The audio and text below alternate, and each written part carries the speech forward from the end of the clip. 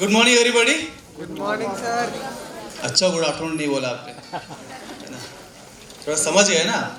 Good morning everybody. Good morning sir. यार energy नहीं है यार, थक गए क्या? सर 10 बजे आए थे, अभी 1 बज गए, थक गए? कौन कौन थक गया? वो एक मैडम थक गई, पीछे से कर रही है।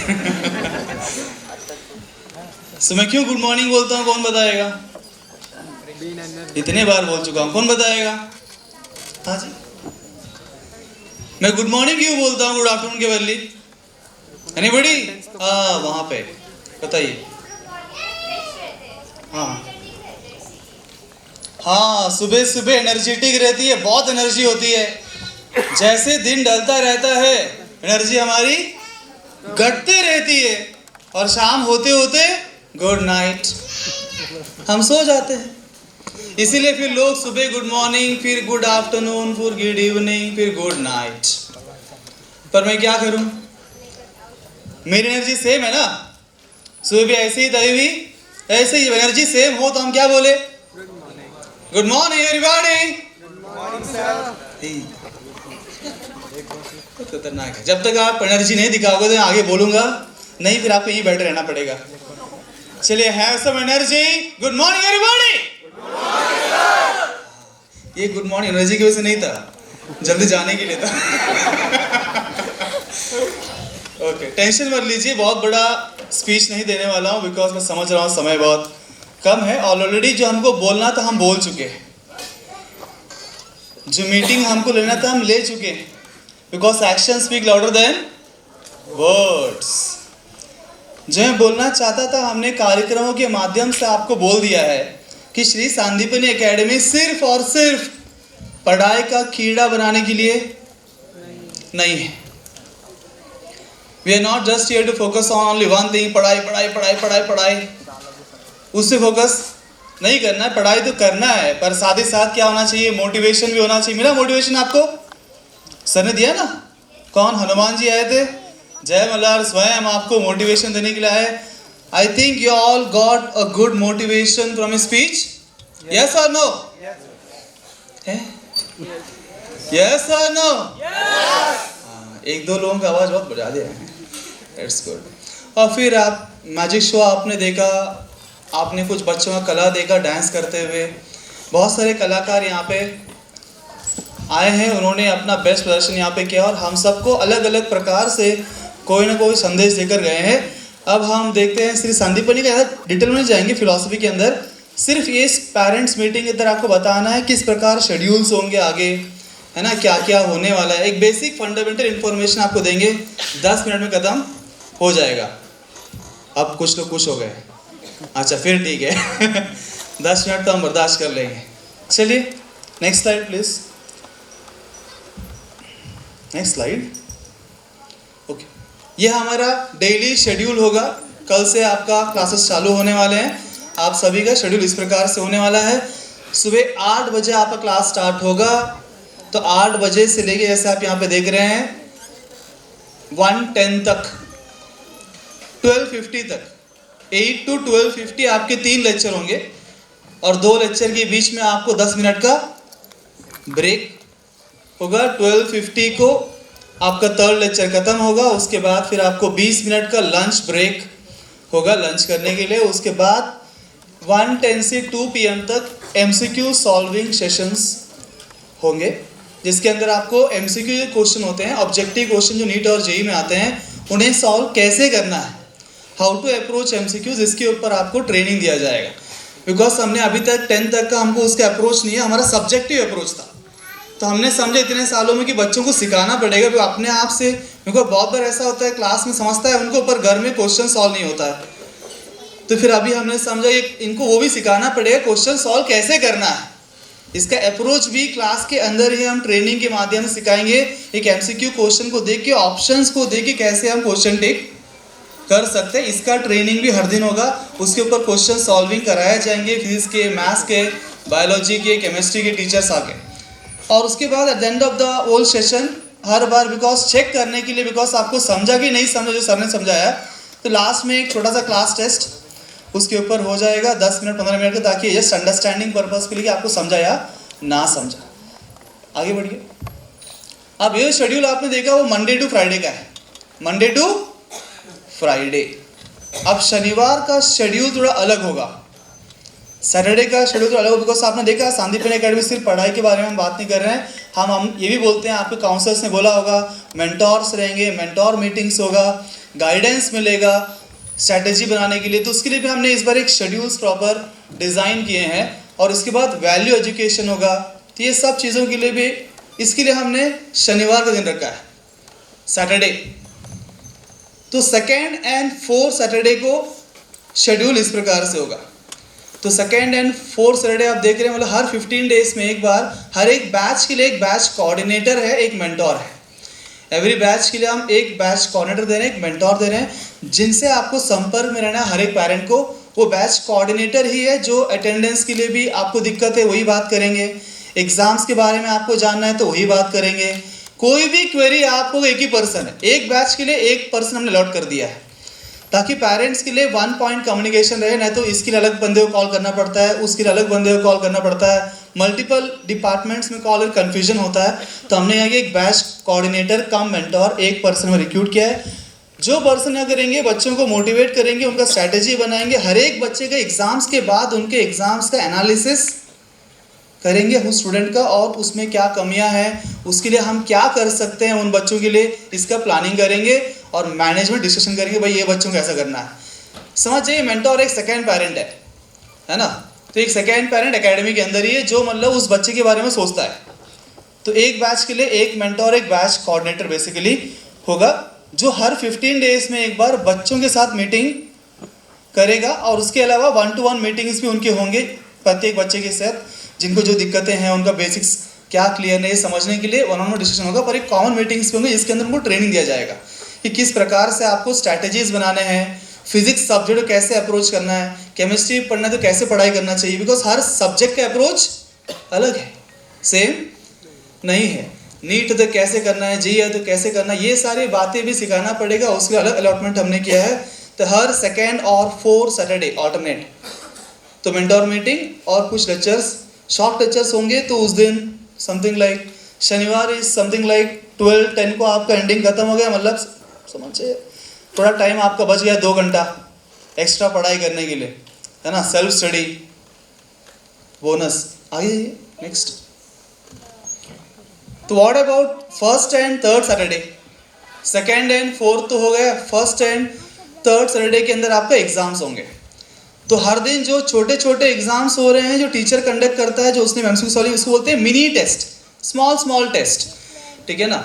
और 15 डेज में एक बार आपका होता है मेजर टेस्ट, जो आपका एग्जाम पैटर्न जैसा नीट और जेई का है वैसे ही पैटर्न में होगा। जैसे जेई का है तो 300 मार्क का पेपर, नीट का है 720 मार्क का पेपर। तो वो एग्जाम जो है ऑल्टरनेट सैटरडेज होंगे, फर्स्ट एंड थर्ड सैटरडेज को आपको ऐसे एग्जाम्स होंगे, फुल पेपर जैसा नीट और जेई में आपको एक्सपीरियंस आएगा, वही एक्सपीरियंस साथ आप एग्जाम देंगे। वो एग्जाम डे है, उसके साथ साथ वो दिन ही आपको मिलेगा वैल्यू एजुकेशन सेशंस। हमने बोला ना वैल्यू एजुकेशन हमारा बहुत प्रोमिनेंट, और आपने देख लिया होगा अभी स्टार्टिंग से लेकर एंडिंग तक। तो उसके लिए भी एक स्लॉट हमने रखा है। तो वैल्यू एजुकेशन भी उस दिन होगा, फर्स्ट एंड थर्ड एग्जाम के बाद, क्योंकि एग्जाम का पहले तो कोई अटेंड करेगा ही नहीं, सबका दिमाग एग्जाम में ही लगा रहेगा, उसलिए एग्जाम के बाद हमने उसको ब्रेक के बाद रखा हुआ है। This is first and third Saturday. आगे बढ़िए। अब देखिए, फर्स्ट सैटरडे हो गया, सेकेंड सैटरडे हो गया, थर्ड हो गया, फोर्थ हो गया। अब कुछ कुछ महीने में आते हैं फिफ्थ सैटरडे, है ना। कुछ कुछ महीने देखिए 5 सैटरडे है। तो किसी के मन में क्वेश्चन आएगा, भाई तब क्या करेंगे आप? ये करेंगे, अगर आप कैलेंडर खोलेंगे तो वहाँ पे दिखाई देगा आपको 29 जुलाई, 30 सितंबर, 30 दिसंबर, 30 मार्च, वो महीने हैं जिनके अंदर 5-5 सैटरडे है। तो फिफ्थ सैटरडे को हमारा होगा पेरेंट्स मीटिंग। तो ये पेरेंट्स मीटिंग की डेट्स है, पहले से ही आप नोट कर लीजिए इन डेट्स को, अवेलेबल रहिए, बिकॉज पेरेंट्स मीटिंग बहुत इंपॉर्टेंट है, पेरेंट टीचर कम्युनिकेशन। तो यहाँ मैंने दी 29 जुलाई और 30 दिसंबर, वो पेरेंट टीचर मीट होगा। जहाँ लिखा है पेरेंट टीचर मीट, मतलब डायरेक्टली आप टीचर से कम्युनिकेट कर सकते हो। उस दिन एकेडमी कैसा एक मीटिंग होगा सारे टीचर्स वहाँ पे अवेलेबल रहेंगे अपने अपने डेस्क के ऊपर, और पेरेंट्स जो है उन टीचर से पर्सनल कम्युनिकेशन सब्जेक्ट वाइज कर सकते हैं। केमिस्ट्री में दिक्कत आ रही है किसी बच्चे को, सर ये प्रॉब्लम है, उनसे बात कर लीजिए। फिजिक्स की प्रॉब्लम है, तो हर एक टीचर से आपका कम्युनिकेशन होना भी ज़रूरी है अपने अपने बच्चे के बारे में। तो उसके लिए पेरेंट टीचर मीटिंग होगा। उसके अलावा मेंटर पेरेंट मीटिंग भी होना ज़रूरी है, बिकॉज जो भी मेंटोर है, जो उन बच्चों को एक सेकेंड पेरेंट जो उनको संभाल रहा है, उनके बारे में जानता है, उनसे भी आपका कनेक्शन होना ज़रूरी है। ये ऑफिशियल है, अनऑफिशियली तो आप उनको कभी भी कांटेक्ट कर सकते हो, व्हाट्सएप कम्युनिकेशन कर सकते हो। मेंटोर और पेरेंट्स उनका एक अलग से ग्रुप होगा, सेपरेट ग्रुप, जहाँ पे मेंटोर्स पेरेंट्स से रिपोर्ट मांगेंगे। बिकॉज देखिए, जो मेंटोर होगा वो क्लास के अंदर तो बता देगा ऐसा करना चाहिए, वैसा करना चाहिए, हर एक बच्चे को शेड्यूल बना के दे देगा, ऐसा ऐसा फॉलो करना है। पर सच में वो फॉलो हो रहा है कि नहीं हो रहा है, कौन बताएगा? कोई चाहिए ना हमको स्पाई। स्पाई मतलब क्या हिंदी में? जासूस, है ना? तो उस बच्चे पे वॉच रखने वाला जासूस चाहिए ना। तो हमने बोला जासूस कहाँ से रिक्रूट करेंगे अलग से हर बच्चे के लिए? तो हम बोले फ्री जासूस मिला है हमको। बताइए कौन है फ्री जासूस? पेरेंट्स। तो पेरेंट्स तो ऐसे भी घर पे बच्चे वॉच रखते ही हैं, तो हमको वहाँ से भी कम्युनिकेशन जरूरी है। तो ये जो मेंटोर यहाँ पे क्लास के अंदर है और पेरेंट, उनके बीच में कोऑर्डिनेशन कम्युनिकेशन होना बहुत ही ज़रूरी है, ताकि जो भी यहाँ पे बताया जा रहा है वो घर पे फॉलो होना चाहिए। अगर नहीं हो पा रहा है तो क्यों नहीं हो पा रहा है, उसके लिए हम क्या कर सकते हैं, वो दोनों मिलकर कोऑर्डिनेट करके डिस्कस करके बच्चों को काउंसलिंग करेंगे और उनको प्रोत्साहन देंगे और आगे बढ़ाएंगे। तो यहाँ पे ज़रूरी है, बहुत लोगों को ऐसा लगता है एडमिशन करूँ टाकू त्यानंतर तुम्हें बघा, है ना? एडमिशन कर दिया ना, अभी हमको कोई टेंशन नहीं चाहिए, अभी तुम ही बगून गया। ऐसे कैसे होता है? ऐसा होता है क्या? सक्सेस चाहिए तो उसके अंदर सभी का हाथ चाहिए, है ना? टीचर्स भी चाहिए, पेरेंट भी चाहिए और स्टूडेंट भी चाहिए। तीनों का एफर्ट से ही मिलेगा सक्सेस। और उसी के लिए इन सबको कोऑर्डिनेट करने के लिए एक मेंटोर, एक कोऑर्डिनेटर हमने रखा है, ताकि इन सबको में जो सिंक क्रिएट करे, जोड़ के रखे और सभी के एफर्ट्स को एक डायरेक्शन दे सके। उसी के लिए हमारा मेंटोर है। तो ये आपका पेरेंट्स मीटिंग का शेड्यूल है। इसके अलावा ऑफकोर्स ये हॉलीडेज का लिस्ट है, ये आपको मिल जाएगा सभी को, कब कब छुट्टियां हैं, ताकि आप प्लानिंग कर सको, कहीं जाना है, घूमना है तो सिर्फ छुट्टियों में ही जाना है। जब जब एकेडमी को छुट्टी है तभी आप घूमने के लिए जाइए, पार्टीज बनाइए, शादियों का डेट फिक्स करिए। इसके अलावा दूसरे डेट से बच्चों को छुट्टियां मिलेगी नहीं। मतलब पेरेंट्स को भी ध्यान रखना है कि आपको हर बार घर में पार्टी है, फंक्शन, छुट्टी मारते रहेंगे तो ये नीट और जेई एग्जामिनेशन, यहाँ पे कंसिस्टेंसी बहुत ही इंपॉर्टेंट है। यहाँ बीच में ब्रेक्स नहीं चाहिए। तो जो ऑफिशियल ब्रेक्स है, ऑफिशियल हॉलीडेज है, उसी हॉलीडेज के अंदर कुछ भी प्लान कर लीजिए आप, एंजॉय योर लाइफ। पर उसके अलावा नो हॉलीडेज, है ना? यू विल गेट दिस, आपको ये मिल जाएगा। आगे बढ़िए। एसपीएल, एसपीएल क्या है? आईपीएल सुना है ना? आईपीएल क्या है? हाँ, एसपीएल क्या है? बस जैसा आईपीएल इंडियन प्रीमियर लीग है, वैसे एसपीएल क्या है? Sandipani premiere league. क्रिकेट नहीं होने वाला है। खुश हो गए कुछ लोग, अच्छा क्रिकेट भी खेलेंगे। हाँ जी, क्रिकेट जैसा ही हम पढ़ाई पे खेलेंगे। एसपीएल क्या इवेंट है? एसपीएल में जो है बच्चों को एक सिलेबस अलॉट कर दिया जाएगा। ये सिलेबस पे आपका जो है कॉम्पिटिशन्स होने वाला है, physics chemistry maths, physics chemistry biology, है ना? मान लीजिए अभी एसपीएल, पहला एसपीएल कब है? अगस्त में है, 24 अगस्त, और कल हमारा क्लास स्टार्ट हो जाएंगे। 24 अगस्त का जो एसपीएल का कॉम्पिटिशन्स होंगे उसके लिए कौन सा सिलेबस पे होगा ये पहले से बता दिया जाएगा। और आपके पास आपके कोचेस है, कोऑर्डिनेटर्स है, और आपका ग्रुप्स, टीम से बना दिया जाएगा। ये टीम है आपका, तो वो टीम के हिसाब से आपको सिलेबस को तैयारी करना है। ऐसे भी एग्जाम की तैयारी करना ही है, हर दिन पढ़ाई करना है, पर कंपटीशन की तैयारी करना है तो मज़ा आता है। अगर प्राइज़ मिलने वाला है, सोचिए हर एसपीएल के बाद ऐसा हम मौली संकुल मिलेंगे और यहाँ आपको बड़े बड़े ट्रॉफीज मिलेंगे, तो पढ़ेंगे ना। ऐसे ही एग्ज़ाम देना है तो कितना मज़ा नहीं आता। एग्ज़ाम दो, हर वक्त एग्ज़ाम होता है, हर क्लास के अंदर होता है। पर ऐसा कोई लीग है जहाँ पे बहुत सारे ग्रुप्स होने वाले हैं, है ना? 50 ग्रुप है, 50 ग्रुप के बीच में कॉम्पिटिशन्स आपस में होंगे, सिलेक्शन प्रोसेस होगा, उसके अंदर 10 ग्रुप क्वार्टर फाइनल्स में जाएंगे, वो 10 में से 4 ग्रुप सेमीफाइनल्स में जाएंगे और 4 में से 2 ग्रुप फाइनल्स में जाएंगे और उसमें से एक विजेता होगा और सबके सामने स्टेज के ऊपर कंपटीशन। मजा आएगा? मजा आएगा नहीं आएगा? अरे आएगा, तालियां बजाओ यार। नहीं, ये इनोवेशन है पढ़ाई के अंदर। हमने सोचा है कि कुछ ऐसे कॉम्पिटिशन्स को, बिकॉज आज बच्चों का ऐसा ही करने में मजा आता नहीं, थोड़ा कंपटीशन लगा दिया, प्राइजेस दे दिया, गिफ्ट्स दे दिया, और उसके लिए अगर ऐसे सेलिब्रिटीज आए तो और मजा आ जाएगा, है ना। अगर हर एसपीएल में ऐसे हम सेलिब्रिटीज को लेके आ जाए आपके सामने, उनके हाथों से आपको अवार्ड देते तो और मजा आ जाएगा, राइट। तो ये निश्चय एक बहुत छोटा सा एग्जाम था, बस एंट्री करने के लिए गेट था। ऑलमोस्ट हर कोचिंग क्लास करता है एडमिशन कराने के लिए, आप जानते हैं, पर हमारा पर्पस वो नहीं है। मैंने पहले ही बोला और आज भी यही बोल रहा हूँ, इसीलिए हम सिर्फ एडमिशन के लिए नहीं करते हैं, एडमिशन के बाद भी करते ही रहते हैं, है ना।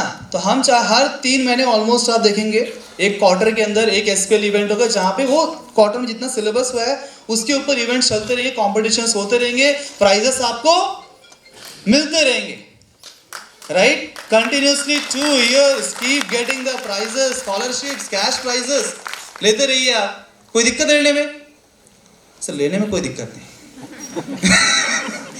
दिक्कत देने में होना चाहिए तो ये एसपीएल इवेंट्स के भी डेट्स फिक्स है पहले से। इस बार हमने ये सब जगह हमने यहाँ के डेट्स फिक्स कर दिया ताकि कोई कंफ्यूजन ना रहे, कब होगा, एवरीथिंग इज फिक्स्ड। ये मैंने शॉर्ट में आपको बहुत डिटेल में आपको क्लास के अंदर आपको बता दिया जाएगा।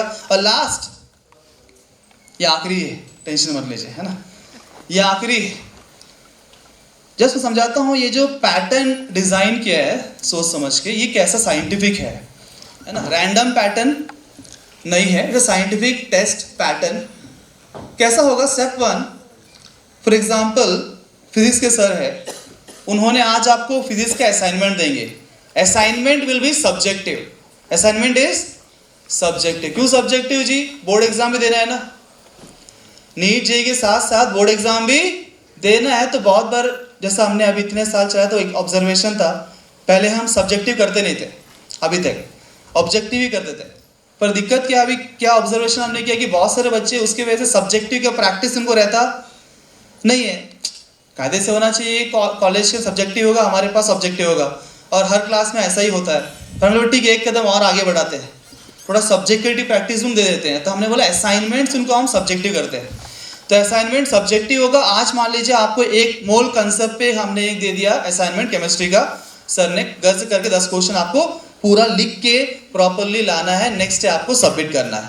उसी मोल कंसेप्ट के ऊपर अगले दिन सर जो आपको दिखाया मैंने आखिरी पीरियड एमसीक्यू सॉल्विंग, तो वही मोल कंसेप्ट के ऊपर सर एमसीक्यू सॉल्व कैसे करने का, ऑब्जेक्टिव सॉल्विंग कैसे करने का सिखाएंगे। और उसी मोल कंसेप्ट के ऊपर आपका छोटा टेस्ट है ना, मिनी टेस्ट, सेम टॉपिक पे आएगा। कल सब्जेक्टिव कर लिया, आज ऑब्जेक्टिव भी कर लिया, टेस्ट भी उसी के ऊपर आ गया, तो आसान नहीं है? आसान हो जाएगा, राइट। ऑलरेडी पढ़ाई किया और पढ़ाई करने मजबूर हो गए आप, करना ही पड़ेगा, असाइनमेंट दिया है तो। और एक छोटे छोटे जो मिनी टेस्ट हम कंडक्ट करते हैं ना, वो सब मिनी टेस्ट का जो कल्मिनेशन है वही मेजर टेस्ट। जो मैंने बोला ना आपको 2 हफ्ते में एक बार होता है, 2 वीक्स में जो एक बार टेस्ट होगा, ये हर दिन का जो छोटा छोटा टेस्ट हम कंडक्ट कर रहे हैं, जितने भी असाइनमेंट्स आपको दे रहे हैं उसी सिलेबस पे होगा, सेम सिलेबस पे। तो रिवीजन हो रहा है ना, बार बार सेम कंटेंट को हम रिवाइज कर रहे हैं एक साइकिल में, इसको बोलते हैं रिवीजन साइकिल। एक साइंटिफिक मेथड है रिवाइज कैसे करने का। तो बच्चों को तो हम बोलते हैं, बहुत लोग करते नहीं, तो हमने बोले काम करते हैं, हम सिस्टम में ही इंप्लीमेंट कर देते हैं कि रिवीजन करने मजबूर हो जाए बार बार। तो उसके बाद बायोमेट्रिक रिवीजन हो जाएगा मेजर टेस्ट के माध्यम से, और फिर ये मेजर टेस्ट जो रिपीट होते हैं 2 महीने के बाद, 2 महीने में 4 मेजर टेस्ट हो जाएंगे।